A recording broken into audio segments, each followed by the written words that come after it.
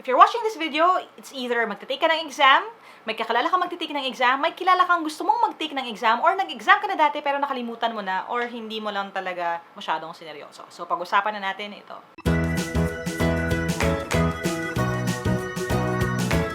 Hi there! Thank you for checking out my channel. Thank you for clicking on this video. This video is part of my series ng CSE Q&A in which I try to answer yung mga FAQs or frequently asked questions pagdating sa civil service exam. I made these kasi, yun nga, medyo nakakapagod din sagutin isa-isa guys. At saka, para din ma-explain ko some of my tips and techniques and all of yung mga bagay na importante natin pag-usapan regarding these. We already talked about the qualifications para malaman ninyo kung pwede kayo mag-exam or not. We already talked about the application process, what you need, and some of my tips din in order for you to save time, effort, and money pagdating sa pag-apply.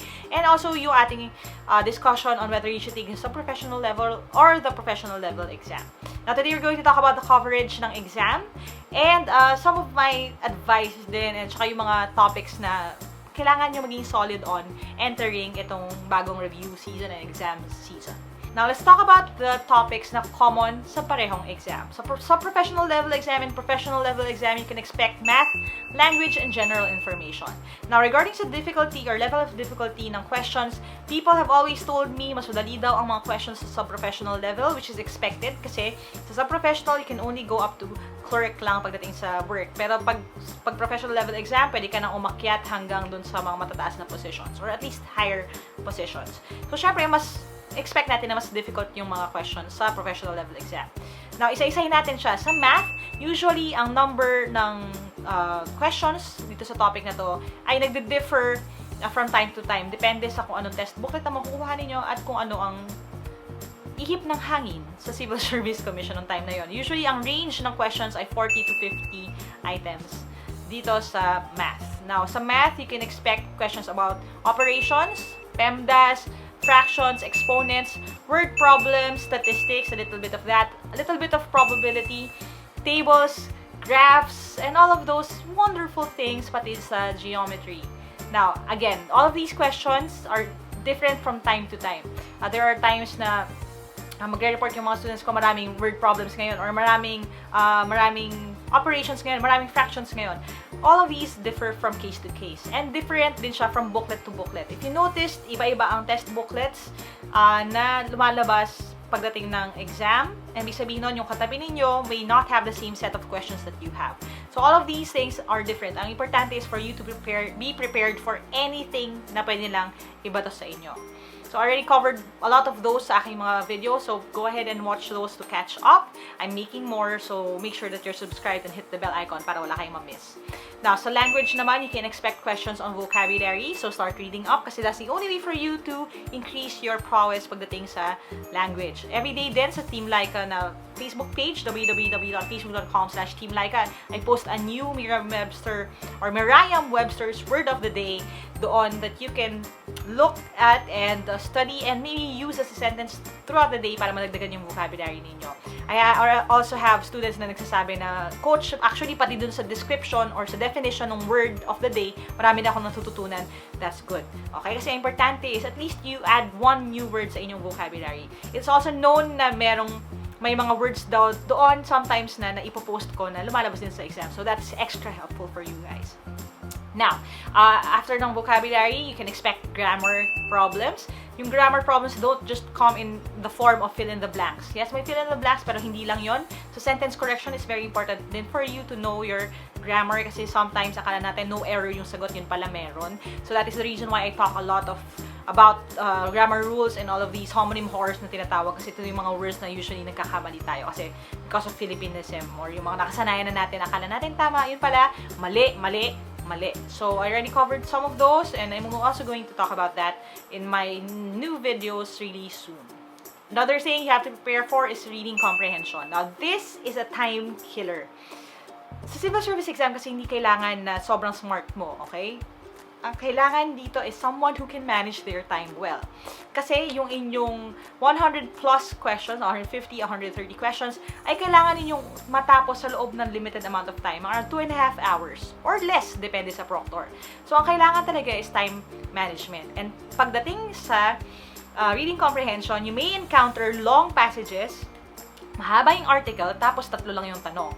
And nakakaubos yun sometimes na time, lalo na if you need multiple readings in order to understand a paragraph. Now, I get this a lot. Coach, gumawa ka naman ng video on reading comprehension. And it's really hard for me to discuss that kasi ang reading is a skill. So, if hindi mo siya nakagawian or hindi ka mahilig magbasa, it's going to be very hard for you to learn how to speed read. I've been developing a curriculum sa speed reading for you guys, pero hanggang ngayon nahihirapan ako kasi really it's a skill na matagal kong natutunan. I learned how to read fast because years and years akong nagbabasa ng mabilis or nagbabasa at least, and marami na akong beses na nakabasa. So that is the reason why mabilis ako doon. So mahirap pag-aralan ng reading comprehension. But there are techniques. I hope to talk about them really soon, so don't forget to subscribe.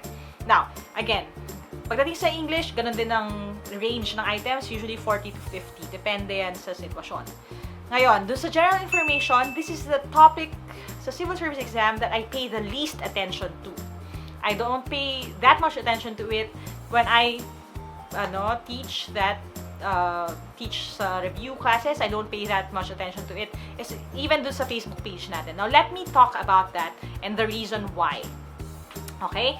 If you know me, and I hope that you know me well, or at least you trust me, I'm all for you guys passing the test. And I am here to maximize your learning. Ibig sabihin nun, I hope na na-equip ko kayo ng as many tools as you need to pass the test. But, sa general information, I don't spend that much time for that kasi it's going to be just a waste of time. I've heard this time and again, and I've read stories of people na nagsasabi, Coach, inaral ko yung buong Constitution, binalikan ko lahat ng SOCSI notes ko, tsaka lahat ng PolSci notes ko nung bata. Tapos walang lumabas na tanong kahit isa. Ang random daw ng mga tanong, minsan about history, minsan about current events, minsan about Constitution. So, hindi natin alam. Tapos, ang questions nun is usually just 10 to 20 items. So, maliit na maliit siya as compared to the other topics sa exam. Now, a little bit of a story then, if you haven't heard about it yet, do you know na kahit na top-notcher ako ng exam, as in top 1 ako ng April 2013 exam, you can look it up if you don't know, I topped that test, but did you know that I failed the general information section of the exam? Ang grade ko was 78 or 79 lang sa general information, and still my grade was enough to make me yung top 1 sa exam na yon. Ano ibig sabihin nun? Ang general information is a very tiny part of the exam. And if you spend 80% of your time studying for what amounts to what, 10% or 20% of the exam, sayang yung oras ninyo doon. I suggest that you just focus on math, language, and yung third subject sa inyong exam. Now, I'm not saying na totally wag na kayong mag-aral. I mean, kung meron kayong spare time or solid ka na sa math, language, and logic, and origin, or clerical operations, then you have extra time for that. But don't put all of your eggs in one basket and don't waste so much time on general information kasi kakaunti na yung items, ang liit pa ng bearing dun sa score. Alright? Now, kung gusto niyo naman talaga mag-prepare, go ahead. There's, you can study our Constitution, yung RA, and yung Code of Ethics, and pati na rin yung regarding sa preservation or conservation of our natural resources. There are a bunch of articles on that. I'm going to link din dun sa mga ibang resources that I found online down below. But again, wag na lang. Don't waste your time. Okay? Read up, but don't focus too much on that. Focus on math, language, and the third subject. Now, ano yung third subject na yun, and why am I talking about that in that form? Kasi magkaiba yung third subject sa sub-professional level and sa professional level exam. Sa professional level of exam, logic siya. Sa sub-professional level, siya ay clerical operations. Let's talk about clerical operations first. If you're taking the sub-professional level exam, then you're going to encounter yung clerical operations section ng exam.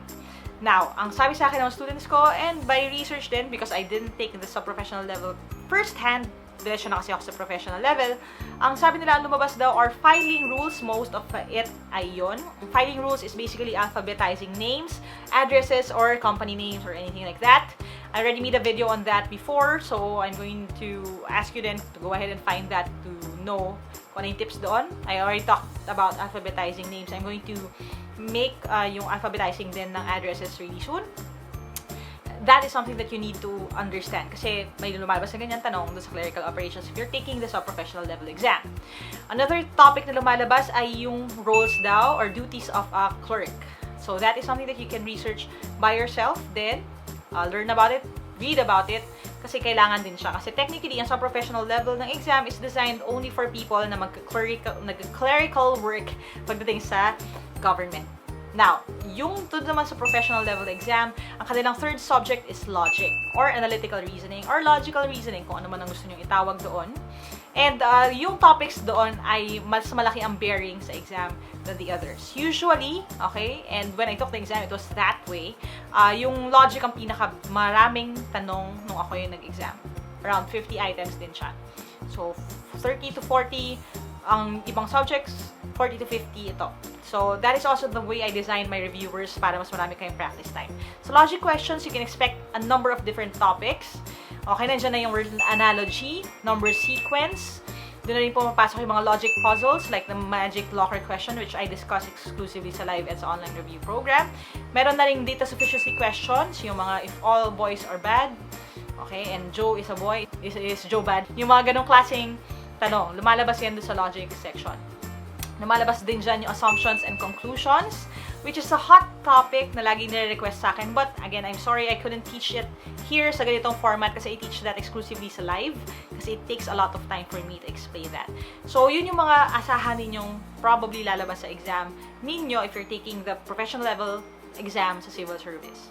Now, what are my parang huling tips sa inyo regarding the coverage of the exam? It's this. The more times you practice or the more questions or variety of questions na makikita ninyo or nasusubukan ninyo sa review, the better your chances are. Pagdating kasi sa exam, don't expect, okay, na lahat ng mga tanong ay familiar kayo. You'll definitely encounter questions na hindi kayo familiar with. But ang prayer natin is that you know more of kung ano yung lalabas than kung ano yung mga hindi nyo alam. Or at least kung hindi nyo alam, kaya nyong hulaan. So those are just some of the things then that I teach here on YouTube, and I also teach exclusively sa live review events and sa online review program. So that's it for now. If you're interested in joining me in one of the live review events, if you want to know the schedule or kung pupunta ako sa probinsya ninyo, and also if you want to get a copy of the reviewers that I make, I also include explainer videos for that. So for example, logic question, hindi nyo ano yung gagawin, and you have a reviewer, you're going to see me and how I solve that. You can go to www.facebook.com/Team Lyqa to find out how to get a copy of your own and also to attend those events. So online review program, I cover all of these then. So if you want to join that, we're starting out really soon. You can go to that same Facebook page to reach out and find out how you can join us. Now, if you don't have the resources naman to join any of the paid review events, that's okay kasi I'm going to keep making more videos. Again, I make a new video lesson every week. So if you don't want to miss out on that, you can go and hit subscribe, hit the bell icon to know as soon as the new video is ready para wala kang mamimiss. I'd love to hear back from you guys, so comment down below if meron kayong mga iba pang questions regarding the civil service exam, if I can help you with anything else. And I would love to hear back from you. God bless you guys, and feel free to share this with your friends kung may mga tanong din sila. Aja, kaya yan, never stop learning. I hope that you make it sa inyong exam. God bless you, and bye for now.